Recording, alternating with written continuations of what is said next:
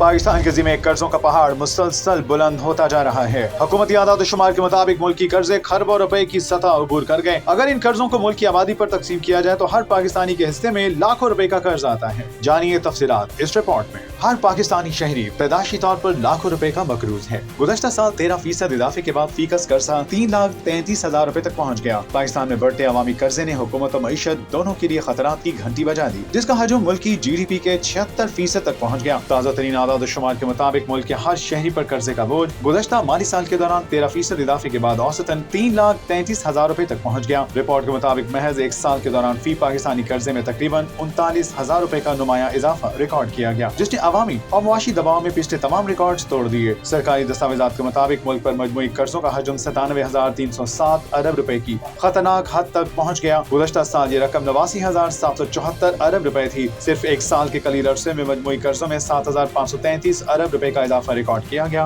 माहिरीन मौशूआत का कहना है कि कर्जों में ये मुसलसल और बेहंगम इजाफा मुल्क की बका और मईशत के लिए इंतहाई तशवीशनाक सूरत हाल इख्तियार करता जा रहा है। 3,33,000 रुपए का फीकस कर्ज महज एक अदद नहीं बल्कि मुल्क की माली सूरत हाल की अक्कासी करता है। सवाल यह है कि आने वाले वर्षों में पाकिस्तान कर्जों के बोझ को कम करके मुआशी इस्तेहकाम की राह इख्तियार कर पाएगा या नहीं। इसका जवाब हुकूमती पॉलिसियों और मुआशी इस्लाहात की कामयाबी में पोशीदा है।